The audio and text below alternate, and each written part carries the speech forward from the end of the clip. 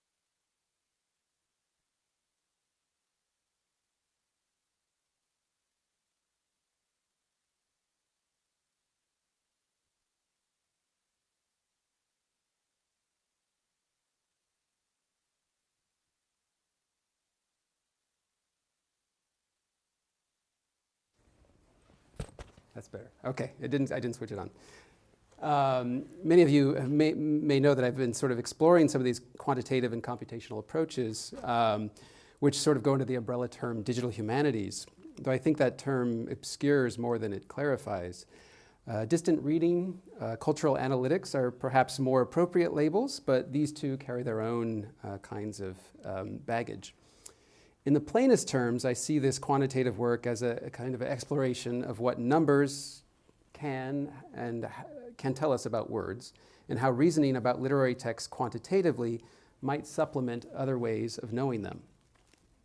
Now, this research started with the use of bibliographic data to study the social relations of modernist poets in Japan and elsewhere. Counts of who published what, where and when became a means to visualize, compare, and analyze the network structure of literary communities formed through co-publication, or in this case, the act of translation. I soon found that network relations would be even more interesting if juxtaposed against textual relations, and thus I learned methods for extracting linguistic and stylistic patterns from large text collections. This led to projects that apply simpler, older methods to scaled-up comparative frameworks, like a recent paper on repetition as a shared stylistic tendency in self-oriented writing of early 20th century Japanese and Chinese authors. Here's just an image showing sort of comparisons across Japanese and Chinese literature of a measurement for repetition. It also led to projects using state-of-the-art methods to address long-standing concerns in literary studies at new scales, such as recent work on the semantics of racial and ethnic description in modern Japanese fiction. And this is from a sort of a recent project. I'm going to come back to this at the end, so don't try to digest it now. But alas, I'm not going to be talking about these projects today, although I'm happy to talk about them in the Q&A. Instead, I want to use this opportunity to step back and sort of position the newness of this work in a longer history of negotiation between quantitative and qualitative approaches to literature. Oftentimes, when I present this work, I'll concentrate on the mechanics of the quantitative process itself and how it represents the literary text, or I'll focus on how these representations add or confirm knowledge gained through strictly qualitative approaches. But at times it feels like what the audience really wants to know is, why are you using numbers at all? Why at this moment should we be thinking about words with numbers? Some might say, for instance, that Counting cases and deducing averages is not how one gets to the bottom of the motives underlying human actions and their extraordinary diversity, or that to adopt this method is to despair of the art and give up forever on knowing how it works. Numbers, people might say, are only good for neglecting the minority and represent a refusal to know variability in itself. Contrary to what you might think, these are not taken from a recent Chronicle of Higher Ed piece, but they're actually the words of a Spanish physician in 1837 defending the practice of medicine against numeracy. But I think they might as well be those of literary critics defending the irreducibility of literature to numbers. Today, it can seem as if quantitative methods are being drawn into literary study simply because they are there and more ubiquitous than ever before, or that we're trying to read thousands of texts simply because we have them. To some extent, that's true, I think, but part of the anxiety and friction around these methods comes from seeking to align existing practices of interpretation and reading with new ways of circulating and processing textual information in contemporary society.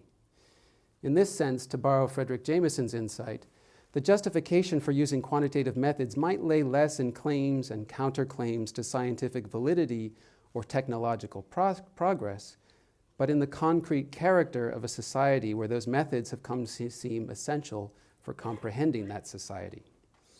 So with this thought in mind, I find it useful to revisit past scenes of negotiation and conflict between an age's concrete character, that is to say, its ways of handling and processing information, and the application of quantitative methods to literature, Japanese literature in particular. When has it felt necessary to reason about words with numbers? How was this choice justified and framed in relation to other modes of reasoning? What theoretical or technical infrastructures were built, borrowed, or otherwise reassembled to carry out such reasoning? And did anyone use them? By surveying what I'll call, after the historian Alain de Rosière calls a concrete history of abstraction, we can see how quantitative reasoning has perturbed and clarified ideas about what it is to read without such reasoning, that is, to read without numbers.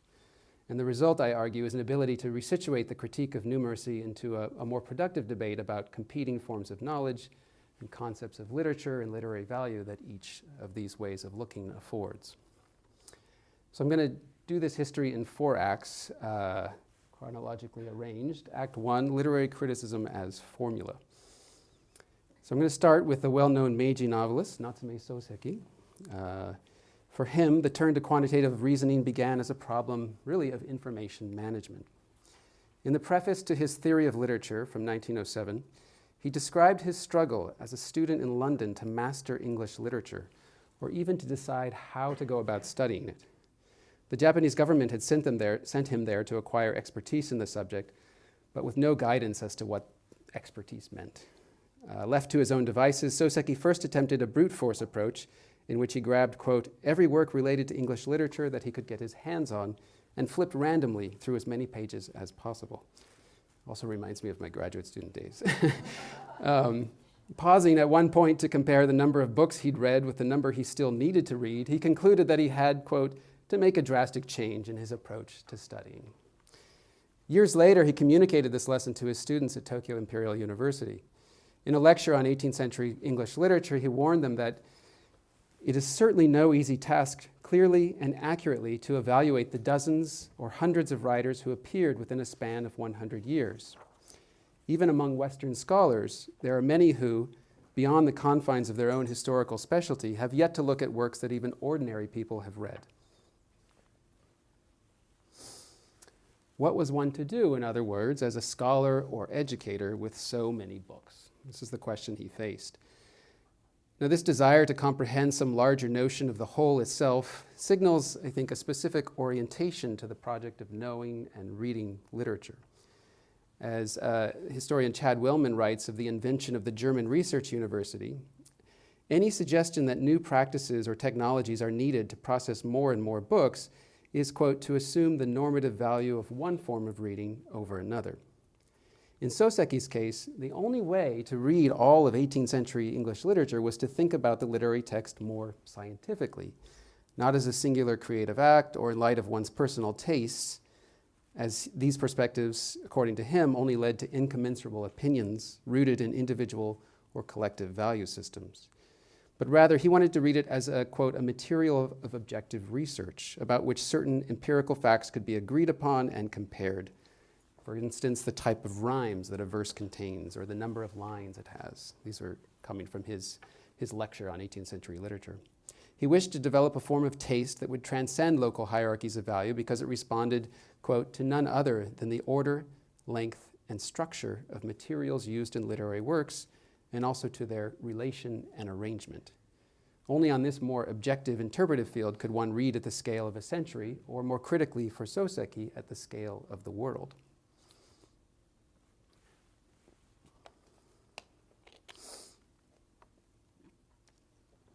But what did it mean for him in practice to try to read literature in this way? And what made such a scientific approach even legible to a writer like Sōseki? There's been a lot of great work on his engagement with the social and natural sciences, and the fact that his crossing of disciplinary lines was not exceptional in an institutional context where the lines between humanistic and scientific inquiry were still rather fuzzy. But today I'm going to focus just on one sort of intervention, methodological intervention that Sōseki made in his theory of literature, and its connection to theories most popular in late Victorian England on the physiology of reading. Nicholas Dames describes this physiological novel theory as one that treated reading itself as its central data and used experimental science to objectively understand the mechanisms by which words on the page incited specific physical and cognitive responses in the minds of readers. It was guided by the notion that the novel was a temporal form directed toward a receptive consciousness, which in turn was shaped, at least in part, by the exigencies of that form. For proponents of this science, what this meant was that the goal was to effectively map the fluctuations of this form on the page to fluctuations in the reader's affective or emotional state. Could you find any kind of correspondence between those two things? This meant, for some of them, developing sort of generalizable maxims expressed in mathematical form, related to sort of sensation and consciousness. It even led to various types of measuring devices to gauge a reader's physical response, their eye movements across the page, for instance. In Sōseki's case, the result was a formula for capturing the experience of reading, or what he called the form of literary substance, F plus F. This formula was meant to capture the psychological and social factors that determine the meaning and value of a literary work in a reader's consciousness. So not what was in the literature, not what was the content, and not its formal properties, but the outcome of this content being filtered through an individual's perception and consciousness at the moment of reading. He writes, F here, the big F here indicates impressions or ideas at the focal point of consciousness, while little f signifies the emotions that attend them. In theory of literature, Sōseki expounds on this formula in two rather contradictory ways. On the one hand, he pushes it in the direction of kind of radical indeterminacy, declaring that large F can stand for consciousness at a single instant, down here at the bottom, or at a minute, at an hour, at a day, at a month, all the way to a century. So what is a consciousness at the level of the century? You can go back to Sōseki to get an answer on that. But in any case, the idea was that it can stand for both individual consciousness at the instant, but also for this larger group consciousness at the scale of decades and centuries. Similarly, little f is the composite of sensory inputs and emotions that will fluctuate over narrative time, or as general attitudes toward literature shift across historical time. At the most general level, then, the combinations of F, big F and little f are potentially infinite. But at the same time, Sōseki also pushes in the opposite direction, toward the most atomistic level, which is precisely at this point, this lower point, at each instance where big F and little f are interacting to produce some kind of response in the reader. He sort of, in another part of his theory of literature, he tries to zero in on what's happening at that moment. He speculates that this interaction can be reduced to discrete pairings between the emotions provoked at each instance and, quote, the facts of the text responsible for this provocation, a mapping, as he puts it, of formless and odorless emotions to tangible characters and signs. So think of it this way. If a thermometer uses degrees to express a mapping between actual temperature and our perception of hot and cold, why not develop an expression to map between emotion and narrative facts? This is Sōseki's methodological intervention. In discussing the difference between realist and romantic writing, he uses Jane Austen and Bronte here as his exemplars, he suggests that the emotional response each produces can be resolved as a combination of two variables, thematics and expression. Thematics relates to the material of the work, which is the selection and arrangement of topics. Expression refers to the rhetorical techniques used to intensify or dull the emotional content of this material. Along these two axes, Sōseki imagines a range of possible intensities that in combination, and here he sticks to this thermometer analogy, produce a scale of responses, at the endpoints of which realistic and romantic writing get their identity. So he's imagining a kind of thermometer that you can dip into a passage and say, if it's cold, it's realism. If it's hot, it's romanticism, along these two dimensions. He writes, the numbers within the columns represent the comparative quantity of emotion that arises in the readers of various schools as they play out across the techniques of thematics and expression. Occupying the lowest row, realism takes as its theme the objects of daily life. The objects of daily life do not often give rise to an extraordinary F. Let's provisionally assign a quantity of 50 to this F. Because they refuse from the start any gloss or ornamentation, the expressive methods of the realist will also occupy an F in the bottom ranks, and we've reflected this by assigning a value of 50. As one moves up the scale of intensity or theme, one increases 10, then 20 degrees, finally reaching 120. He says the numbers 120 and 50 are arbitrary and simply designate relative level of intensities.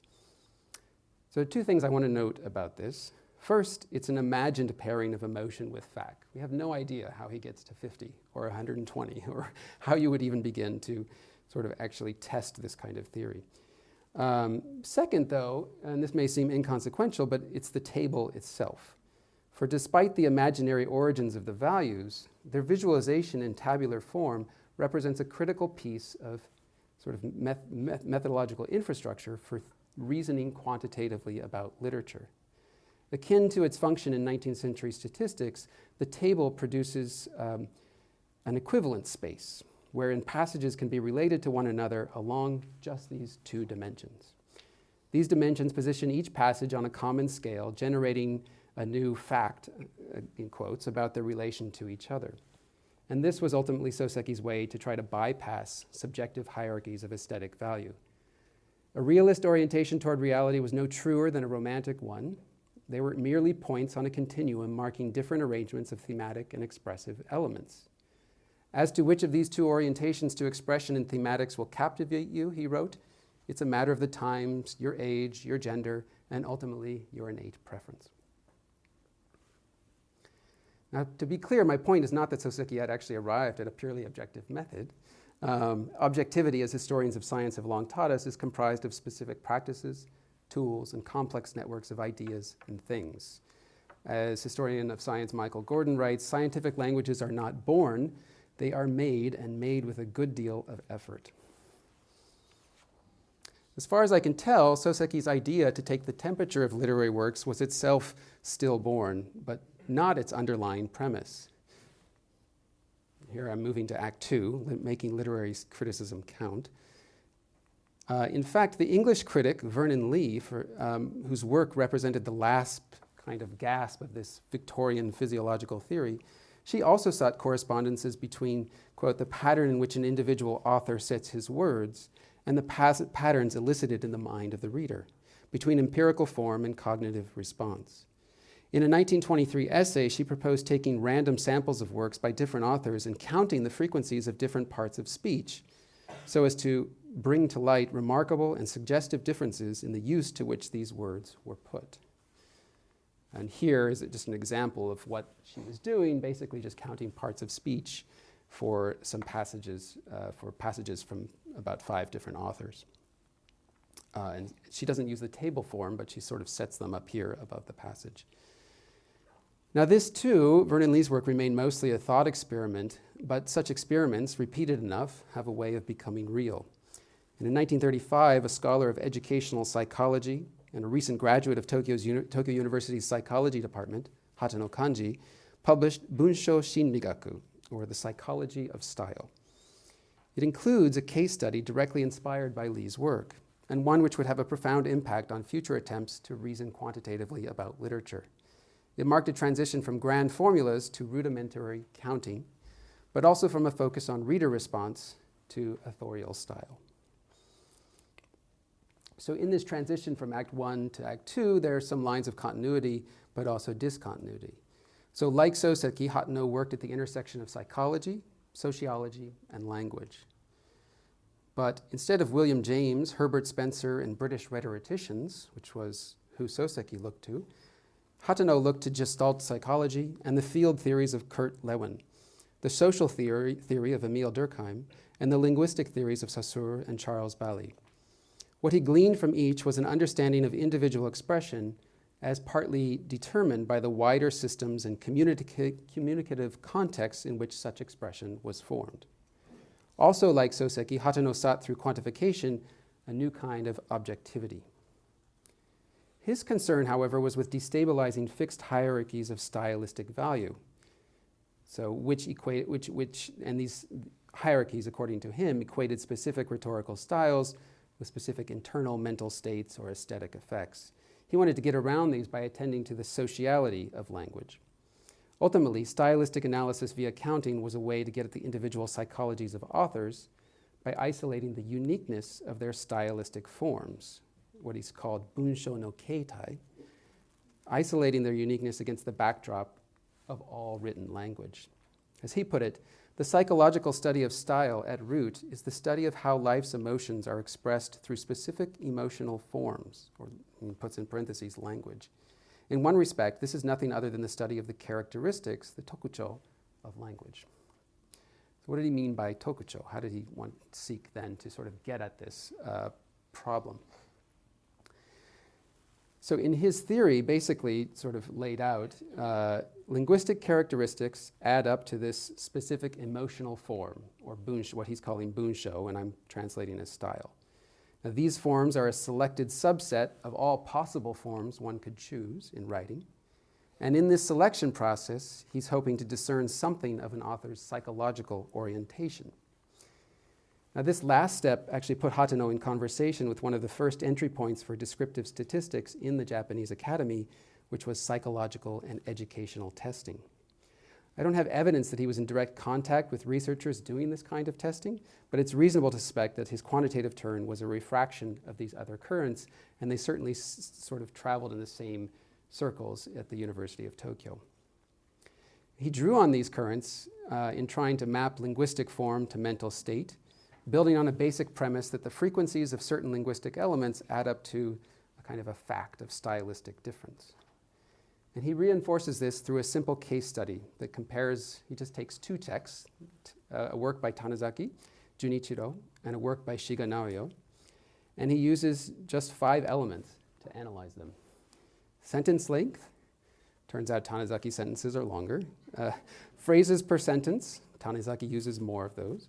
Frequencies of parts of speech, well, Shiga uses more nouns and Tanizaki more adjectives.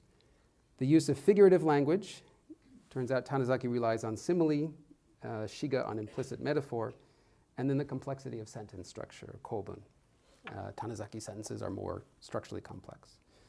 Now notice that each of these elements that he's chosen is formal, it's not semantic, it doesn't have to do with meaning, and each seems easy enough, at least at first glance, to count. Although it turns out, I don't have time to get into this here, but deciding how to count them was another sort of methodological component that Hatano had to construct mostly on his own. What is a word? How do you count length? Do you count by words or characters? He was trying to figure this out basically from scratch. And we should also note that the choice of Tanizaki and Shiga is hardly arbitrary. Indeed, the impetus for his case study came from an essay by a contemporary literary critic, and the conclusions Hatano reached echo existing commentary. Shiga, he finds, writes in a neutral, abbreviated style that focuses attention on the material objects being described, thus it's noun heavy.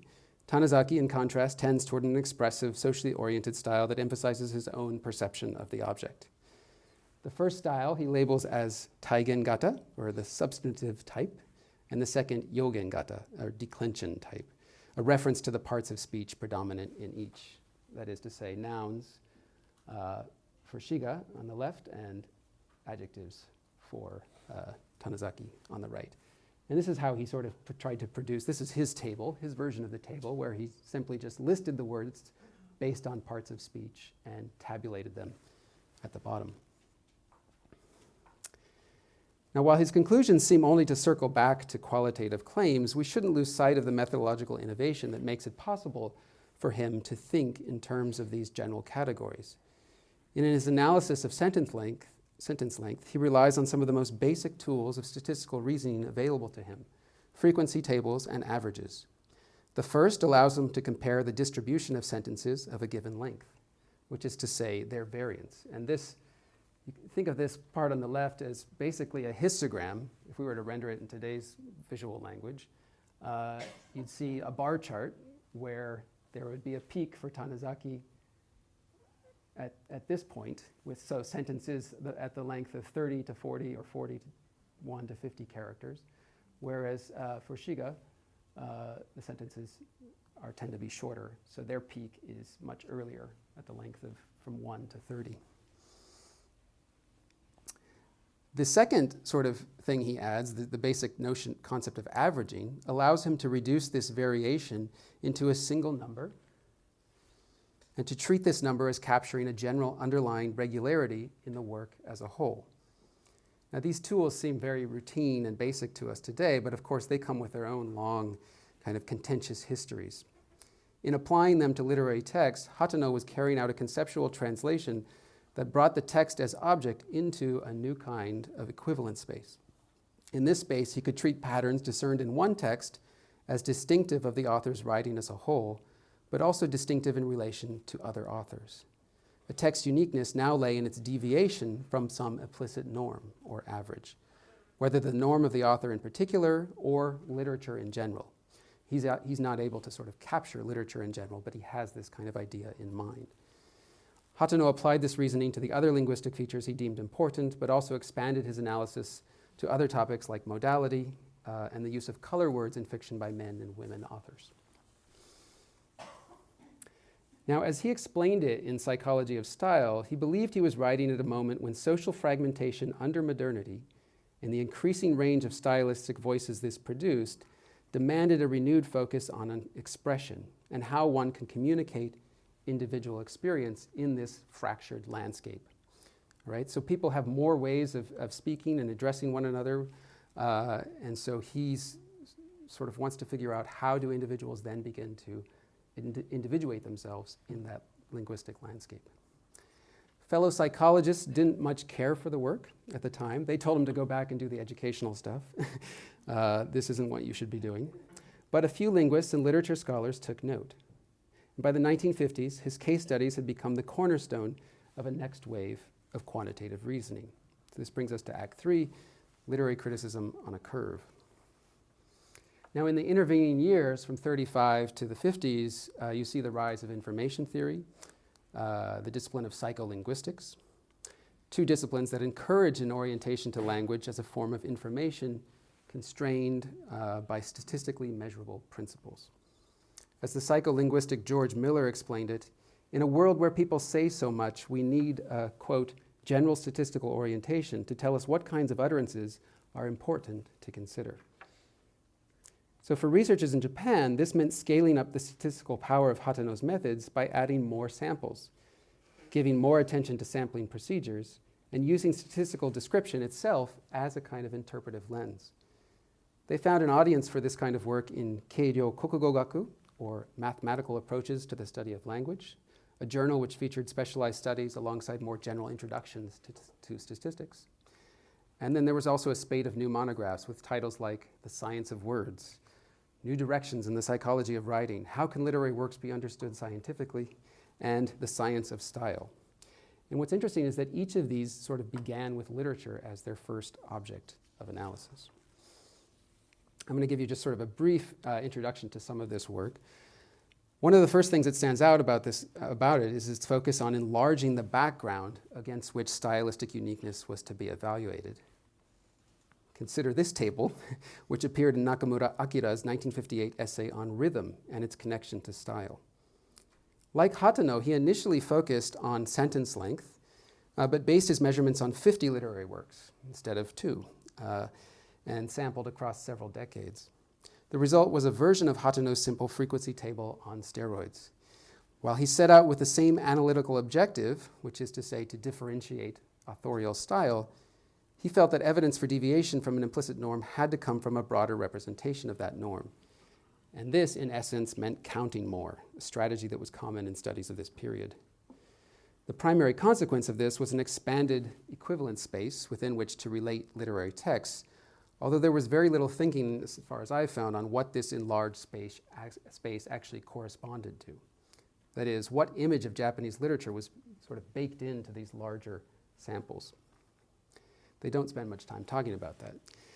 A second consequence of this expanded space was that multiple authors could now be imagined as similarly unique if they deviated from the norm in similar ways. And Nakamura began to do just that by grouping authors according to their rhythmical type. Here he sort of graphs what Hatano had tried to represent just in table form, and he looks at 2 stories by each author and sort of tries to see how these curves compare with one another. And although his analysis is still sort of based in the author as a unit, he's also beginning to think about how you might group authors like Shiga Naoya and Mushina Koji, who tend to use shorter sentences, versus Tanizaki and someone else who tend to use longer sentences. From this kind of grouping emerged another hallmark of this period, which was to let quantitative results serve as an evaluative mechanism or even as explanation itself. Psycholinguist Yasumoto Biten was especially keen to let the numbers do the talking.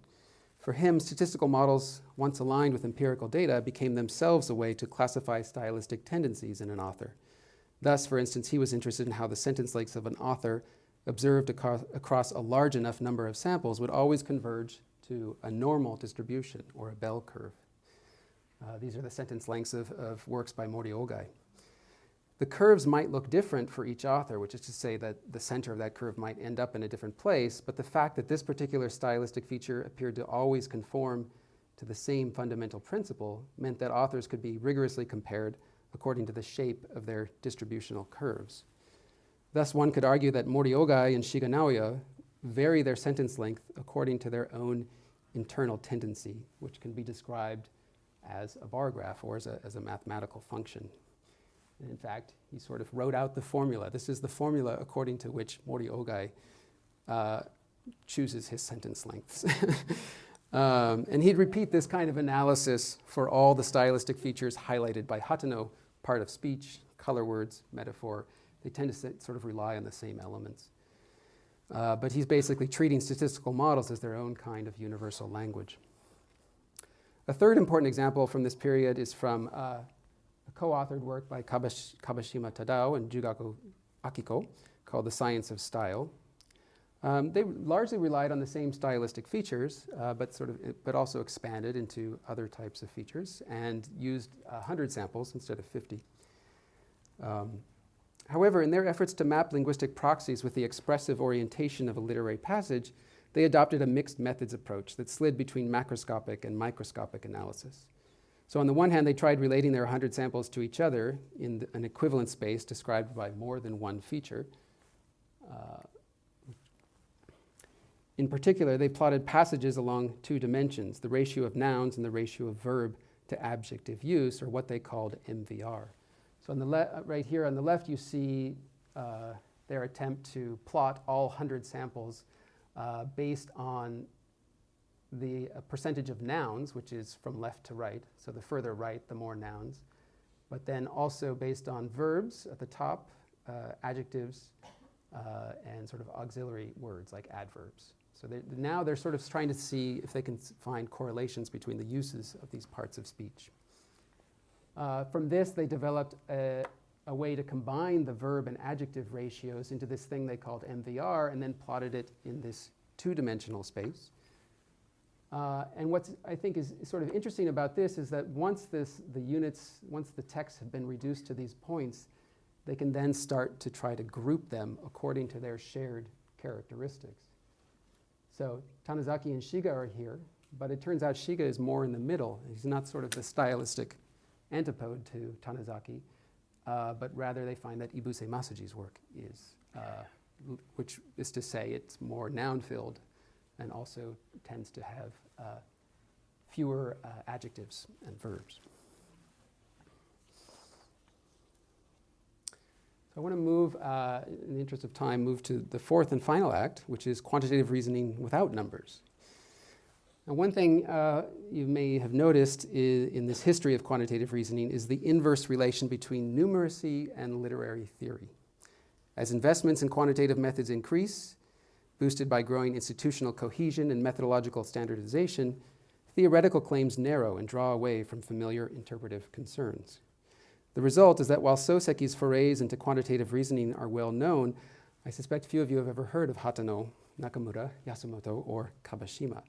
So why is that? Why have they been neglected in histories of Japanese literary theory? I think part of it's attributable to disciplinary divisions and the challenges they had translating quantitative results back into qualitative concerns. They gave us sort of new maps with which to explore literary style, but very few instructions on how to connect those maps with existing modes of interpretation. But it's also true that qualitative concerns in literary criticism were moving on. In the 1930s, and again in the 1950s, there were actually active lines, I haven't been able to talk about it here, but there were active lines of communication between critics, writers, and psycholinguists on the subject of style and its linguistic or rhetorical traits. Consider, just for one example, that Hatano Kanji in 1951 was asked by Ito Sei to testify as an expert witness in a censorship case against the translation of Lady Chatterley's Lover. Psychological analysis of style was here a way to defend against the subjective morality of the state. And Ann Sheriff has done some great work on this topic. But by the early 1970s, particularly in Anglo-American critical circles, stylistics was on the outs. Stanley Fish famously argued that the associations it made between the empirical facts of a text and the shape of an author's mind were too arbitrary. Roland Barthes saw its focus on the idiolect of the author as too narrow. Style had to be rethought as a multi-layered, citational process shaped by the idiolect of the institution of literature, not the author. Nevertheless, the study of styles, which had been shifted from bunsho to buntai, sort of sputtered on in Japan, although mostly as its own subfield and mostly in a qualitative vein. But by the 1980s, this brings us to our fourth act, there's this moment when quantitative reasoning takes a backseat to theory, even as the historical traces of stylistics find their way into the heart of this theory. In 1988, the young upstart critic and institutional outsider Komori Yoichi published Buntai Toshite no Monogatari, or Style as Narrative. It came on the heels of an intense debate in which Komori challenged the methodology of sakuhinron, or the studies of a single work, as one which worshipped the author as semi-mystical, transcended prophet, and argued instead for a methodology that, echoing Barthes, treated the work as a text woven from other texts and the narratives latent within them. The text, in other words, as discourse. Most interesting about the methodology that Komori lays out in Style as Narrative is its view of the text as comprised of smaller units of expression that encode specific historical styles and their associated narratives. These encodings are expressed through linguistic elements like diction, rhythmic pattern, and grammatical form, according to Komori. And he asserts that at the level of the sentence, these elements combine to call forth the memory of an entire genre in a reader's mind. As he puts it, this memory is activated at the surface of the text by stylistic characteristics. He uses the term buntai teki tokushitsu, their paradigmatic relations at the level of diction, as well as their syntagmatic relations at the level of overall structure. And I'll explain those terms a little bit more in a minute. Here we find continuity with Sōseki's atomistic approach, with each sentence somehow reducible to a specific encoding of historical style, but also continuity with Hatano in the focus on stylistic characteristics as indexes of some greater affective association. I'm going to move through this part a little bit quickly. in the interest of time. But so here's the book. He basically sort of demonstrates this theory through a singular reading of a passage from Ukigumo, where we have the two main protagonists sort of having their first romantic interlude. And he steps through sentence by sentence and breaks them down according to these syntagmatic and paradigmatic elements. So the first sentence arouses the memory of classical Japanese poetry. Second sentence, according to him, continues with the style of waka, or classical Japanese poetry, but also inserts sort of gives way to the style of Chinese poetry, or kanchi. And then the last sentence invokes kanchi in its diction, but Western style personification at the level of description. In particular, it uses the metaphor of a rising moon. So it personifies the moon in ways that would have been unfamiliar in other genres. So embedded here in Komori's close reading is a formalism that potentially lends itself to a kind of quantitative reasoning. It does so both in terms of its macro-scale thinking about the relation of part to whole, style to genre, and its micro-scale tabulation of empirical stylistic evidence, like diction and grammar. So texts are comparable and differentiable based on how they cite a larger, socially shared set of stylistic patterns. He also has a psychological model borrowed from Erich Neumann. I'm not going to go into that here, but it's interesting, sort of this other kind of line of continuity. So Komori doesn't pursue a quantitative approach, and I'm interested in sort of what prevented him from going down that road.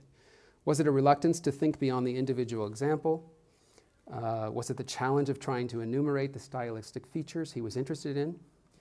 And even had he resorted to counting, what kinds of infrastructures would have been there to support that? I'm not suggesting that this was an inevitable next step, but it's noteworthy that just a few years prior, Franco Moretti had espoused a similar vision of what literary history might become were it to shed its emphasis on great works or great individuals, and transform itself into a history of rhetorical forms. To do so, he wrote, it would have to start from the realization that a form becomes more comprehensible and more interesting the more one grasps the conflict, or at least the difference, connecting it to the forms around it. But Moretti, too, had no concrete plans at that time for putting such a theory into practice. It's only in 2000 that he coined the term distant reading, and only a decade later would that term come to stand in for a growing body of work by hundreds of scholars who use computation now to study everything from style, genre, plot, character, place, at the scale of hundreds or thousands of texts. The narrow and polemical sense in which Moretti used the term distant reading doesn't do justice to that diverse array of theoretical and methodological infrastructures that have been developed in its wake. So that's why I've avoided the term up to now, just in order to let the history of quantitative reasoning in Japan speak for itself and to explore the changing rationales for its application to literature. As I've tried to show, these rationales were fundamentally about creating new kinds of equivalent spaces in which to give kind of a general form to the chaos of countless singular observations. To bring, that is, these observations into new comparative relation and marshal them as evidence for general claims in ways that were distinct from the claims supportable through qualitative accounts. Not better than, but distinct. Today, the claims that Komori and Moretti sought to make about literary form feed into new rationales for using numbers to give shape to the chaos. There are crucial trade-offs in this process, of course, since complexity and variation in many dimensions, style, genre, gender, race, often must be sacrificed for comparability across just a few dimensions. But this trade-off, I would argue, goes both ways, since reduction can also help dislodge entrenched hierarchies of comparison, as Sōseki sought to do, creating new spaces in which the importance of individual variation can then be reasserted.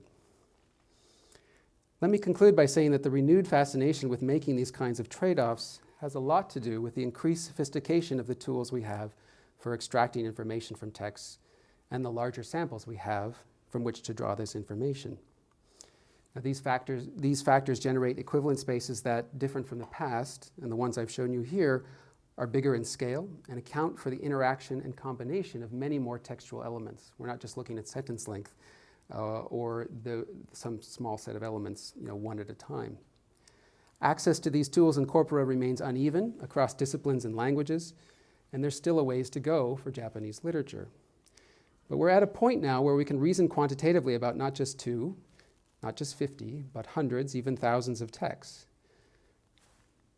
thanks to a lot of these things. I'm not going to get into those now, but so why should we? To come back to the question I started with, what do we get, for instance, from ranking ADI novels based on their degree of repetitiveness and their use of verbs related to cognition, which is displayed here in this another visual language, or by transforming 1,800 works of fiction into a heat map showing how different semantic categories stick to different racial and ethnic markers. Now, the immediate reasons of why we'd want to do this, of course, have to do with the specific interpretive claims each of these equivalent spaces allows for, and the ways they focus attention on patterns beyond our capacity to grasp at scale. But the larger answer, I think, echoes the histories I've surveyed here. Quantitative reasoning as a set of tools and epistemologies for thinking about pieces of evidence in aggregate serves to construct new kinds of knowledge about literature. These knowledge formations exist alongside their qualitative counterparts, sometimes augmenting them, sometimes challenging them, but always co-evolving in response to shifting institutional and social contexts. So if the concrete character of our age is producing new models with which to think about language and meaning as a complex system, we as literary critics should play an active role in expertly situating these models against our received models of reading, that is, our received ways of relating the part to the whole. This will require maintaining the healthy skepticism of numbers expressed by that Spanish physician way back in 1837. But I think it will also mean not letting that skepticism slide into, as one of his opponents at the time put it, an absurd logic that believes, quote, nothing similar is ever seen, that no two facts ever resemble each other, and that theory is never entitled to assimilate one to the other. And I'm going to end on that note. Thank you so much for listening. I look forward to your questions.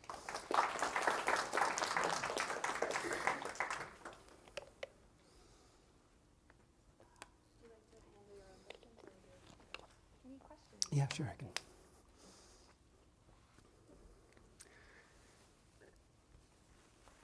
Happy to go back to revisit some of these things that I didn't get to talk about. But yeah, Erin? So I'm still processing a lot of this, and so my question That's as fine, a there's a lot result is there. probably somewhat inchoate.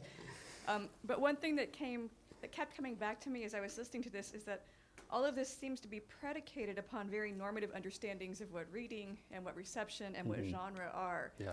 And when I kept, and so I'm hoping you can talk a little bit more about how maybe this relates to, or whether it relates to the project of creating a category of literature per se. The end. So how have these, in other words, how have these various actors sort of dealt with that question? What is literature? I think I was able to sort of show it most forcefully with Sōseki's case. Like, he's really trying to think about literature in a way that's not going to reduce it to hierarchies of value that have been established in the West. And quantification was one of the ways he sought to basically level the playing field. In the cases of the others, in Hatano in the 30s, and then when you get to the psycholinguistic folks in the 50s and 60s, their kind of scope narrows due to sort of the institutionalization, sort of the ways in which disciplinary boundaries begin to harden. So while they're coming out of departments of psychology and linguistics, and actually one was from a literature department at Kyoto University, their depth of engagement with literary criticism around them is quite different. And I think that's what leads to the situation where they're basically trying to sample what, the background of Japanese literature. And the ways they go about doing that is to take a recent Zenshu, for example, and go through there and basically grab works that they find to be, that they can say are canonical, right? And their interest there is really sort of in the statistical aspect, which is, in order for this to be, in their mind, statistically relevant, they need a kind of an even sample over time. One of the points I didn't get to sort of delve into deeply was the fact that they're not really thinking about what kind of vision of literature that represents. And that's a problem, and I find that problematic, and one that is now sort of being revisited as we now work with these increasingly larger scales. But the point, one of the things that's interesting to me about that moment is just the idea of what do you do when you want to read more and you want to count more. The choices they make, I think, are telling about their particular disciplinary location. Yeah, does that, Chris? Yeah. Thanks. You stressed the value of quantitative methods for sort of displacing received wisdom in qualitative criticism, which not displacing may necessarily, but be a bit of like a sob toward people who are stuck in qualitative criticism. But I wonder if you could, which is very graceful of you, if you could talk about some instances in which, through doing this kind of research, you have contextualized or displaced that kind of established hierarchy, for example, and then where you've gone with that discovery. right. No, I mean the challenge with this material is at least from my own perspective, is never sort of presenting it as a displacement, but as a kind of an alternative form of knowledge, and then what happens when that form conflicts with other forms. I think one of the central issues for this work, the sort of the central underlying themes, is the issue of scale, and what is it? What do you get when you sort of increase that background set of examples upon which to make your claims, and upon which to sort of relate your evidence, your individual piece of evidence to one another. And one of the sort of the continuities I see in some of the earlier work, even though they don't go in this direction, but they're creating visual representations. Let's go back here. Here, for example, they're creating visual representations that actually, if one wanted to, one could start to dissolve the units of text and author and try to then think about sort of how style at the level of the passage or the sentence is related to one another in a way that transcends those basic units of analysis. So I think, and that for me, the reason I gesture to that is because one of the things that comes with scale are these kind of new arrangements of the text that we look at. Like they sort of reorganize that material into, in this case, sort of the relationship of along these two dimensions, basically how text will use different parts of speech at different ratios. And they use this kind of sort of macro scale view to then zoom in and say, okay, well, what are the authors around C doing that might be another kind of angle or way into reading their texts that doesn't come from a biographical or a sort of a received wisdom about what a canonical text is. So I think that for me is sort of the most important kind of displacement that takes place, is that you sort of re-enter the archive in ways that wouldn't have been possible through sort of, as an individual reader. And then what to do with those moments when you're faced with those new rearrangements, I think that's part of what this work is still trying to figure out. Yeah, Dustin? So this is maybe taking off on Chris's question. So it sounded like you see Komori and Moretti as kind of progenitors, at least among them, of modern computational methods. And as you were explaining this particular text on Buntai to us, what came to me was it sounded a lot like a linguistic literary kind of, or style version of what Foucault did in Archaeology of Knowledge. Okay, and where he dissected practices and features of an era, Mhm. an epistem. Yep. But he did it, at least as I understand it, he did it to completely invert a narrative history, right? I mean, he used what was kind of a structuralist slash post-structuralist model Right. to invert a narrative history of progress and enlightenment. And I wondered, in Komori's case, and then more generally, what are the what can I say? You know, what are the theoretical stakes? What's at stake for him? In Yep. doing this kind of analysis. Yeah. So for Komori in particular in that work, what he's really interested in, so the context are these debates around Sōseki, after all, in fact, the kokoro ronso, about how is it that we should read kokoro. And Komori at the time is in sort of direct opposition to a mode of scholarship that looks to the author as the locus of meaning. So for him, to make this move is to basically situate style within these stylistic lineages or genealogies. And so here we're not thinking about Futabate Shime as author, but we're thinking about how he kind of draws on these past genres through what Komori would argue are these formalistic features. Now, in fact, one of the things I didn't get to say is that he also, like Sōseki, takes this in two directions. One direction is this kind of microscopic analysis. The other direction is, well, this gives us a whole theory of how style arises.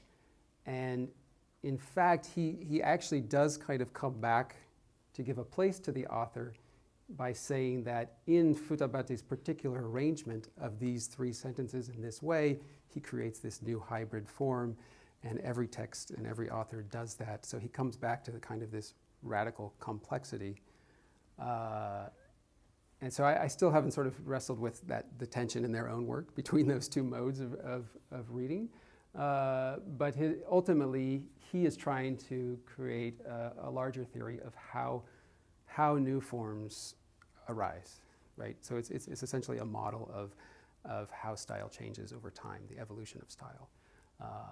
And this was also a problem that Eto Jun, Ito Sei were thinking about in the 50s.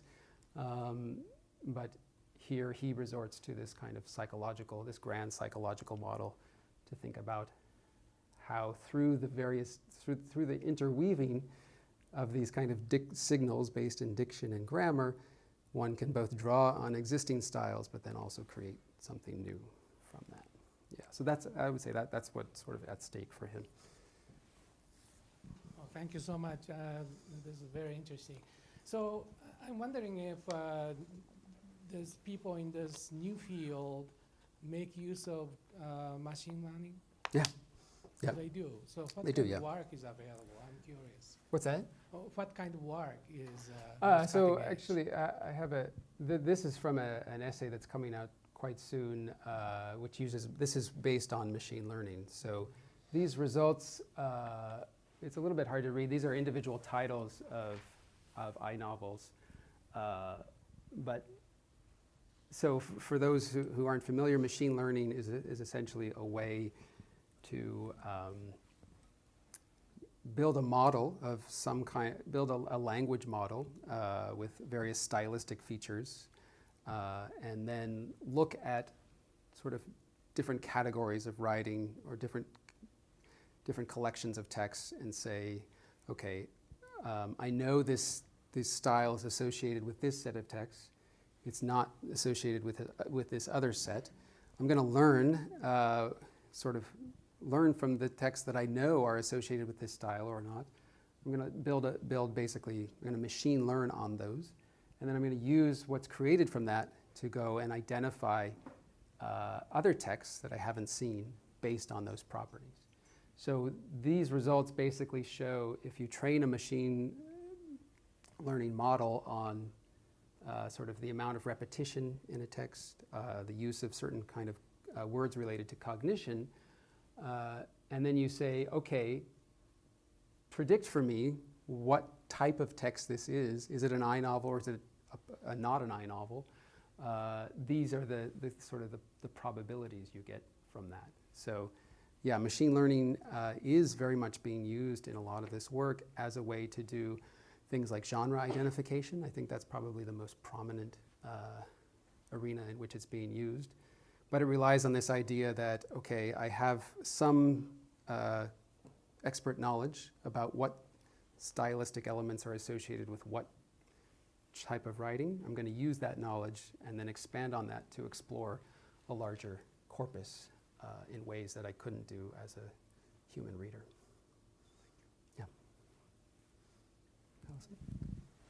Yeah. I have one question, and well, I guess it's sort of two questions related. I'm sorry about that. The first question is, I'm wondering, do numbers make these people feel better or worse? Right? Like the affective response afterwards. Yeah. For a while, I was trying to theorize what I called comfort numbers, like comfort food, because it seems like sometimes one of the things that happen in my fieldwork is if I can tell someone, oh, your experience, your difficult traumatic experience is actually statistically common, they seem to feel better. Interesting. And so I was trying to do something with comfort numbers, which is incomplete, and I'm still sort of working on it. And I'm wondering if these act in that way, or if they're actually just sort of re-traumatizing. And obviously, I mean, the answer might be different for different people at different moments. Yeah. But so that links to the second. In English, value, of course, has these two importantly different meanings, right? One meaning like numerical value, and one meaning value, like wealth or value in society, or value to me, or something like that. And so I don't think that works quite so well in Japanese, but I was wondering, I mean, it's in English at least, it's clear that numbers have value, right? In both senses of that word. And so I wonder if that's part of what comfort might be possible. And then actually, if you're seeking this comfort, you do all this work. Oh my God, are you kidding me? Without a computer, I know. Yeah. you're counting. Teams of people. You're counting right. things, And then at the end, you don't get the comfort you've desired. Is it even more depressing? I don't know. So that's my question. Yeah. No, I feel like I have to sort of do some self-analysis with that question. I'm not actually trying to make it about you. It's interesting. I think, in the way that I'll speak to Hatano more, sort of most, because he's the one who actually, I think, reflects on this the most in his work. And in fact, the book is structured. He actually he worked out the theory first. He had this whole theory of how psychology works with writers, and then he kind of used this case study of Tanizaki and Shiga to basically try to test whether that theory held up. In the end, he doesn't necessarily seem convinced by it, or rather he sort of circles back to the same types of, he basically circles back to his own theory and say, oh look, I found what I thought I would find. So I guess that is comforting in a way. But I don't think what he didn't realize at the time is that basically the kind of the methods that he set up and this very type of this way of approaching the problem became kind of the standard for the next generation. I don't think he could have foreseen that at the time. It doesn't quite directly get at your question, but I think, the numbers, particularly for Sōseki, for Hatano too, the numbers were not a replacement for the qualitative theory, but kind of a different angle at which to approach them. And so I don't see there isn't the kind of tension in their work that would come out in people who sort of who only work on one side or the other. Yeah. In that sense, Sōseki is a kind of model case because, at least as he narrates his, his adventures, the use of these kind of formulaic methods or logic is really driven by anxiety. And a desire to create that fact that's going to, and it creates more anxiety. It just creates more anxiety, and then he turns back to narrative, his own narrative, to work out these problems. It is, yeah. It's very circular. It is very circular. There is a back and forth to it. But through that journey, he also comes, I think, learns something from that diversion into. Well, we learned something. Well, maybe we do. Maybe he didn't, yeah. Other questions? Or, yeah, tell me. This is, maybe this is not a very important question, not so directly related to your work maybe, but I'm now wondering that, so we get to read only X number of literature, if any, per year, right? Yeah. And so as individual readers, this really doesn't think about readers very much. So as individual readers, knowing this wonderful system that is being developed, how are we to approach as we buy a book or as we choose a title from Aozora Bunko or whatever? What is our attitude going to be toward literature? Yeah. No, it's a great question. Like, I'm not building a recommendation engine, but the tools that are used to build recommendation engines are some of the same tools you could use that I use in this work. But at least in my own work, and in terms of sort of how it relates to the discipline,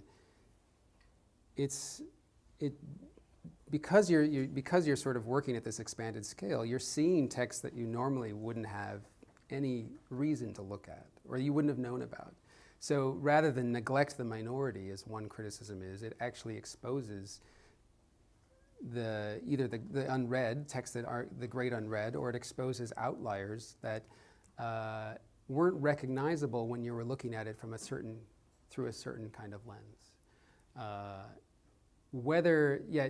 When you're talking about sort of recommendation, you'd have to have like a theory of what people want and sort of, what kind of system of value you would build into that model.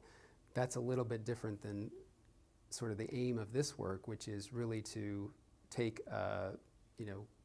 sort of historical questions and then see how those questions look like at an expanded level. But again, I think what it does is it basically gives you an alternate way into the archive that's for me has been immensely pleasurable, and instructive. Does that help? Yeah, thanks. Oh, we have, okay. Yeah, well, this getting back to Tommy's question, I think that's exactly what Google and Amazon are doing. And I think they're using machine learning of some sort. Right. So in this case, I think you can, list maybe 50 novels that you liked and 50 that you didn't like, and throw them into this machine and let them identify features and linear and non-linear combination of those features that maximally predict your preferences, and then use that kind of routine and apply it to infinite number of novels out there, and let them tell you exactly which one you would enjoy. But actually, that's amazing. Engineers in Google are doing this all the time to fool us. Really. And that's very effective in making prediction in some fairly simple things like human faces. Say some faces of the people who are extroverted as opposed to introverted, or faces of people who are conservative, more liberal. It requires thousands of faces as stimuli, but then those machines, computer algorithms, can make predictions that go far beyond human naked eyes. So maybe you can rely on this kind of thing to maximize the enjoyment. Find you the most I novels you may ever want. You would now probably want to read that, yeah. Well, I really appreciate the questions, and thank you for listening, and it was great to be back here.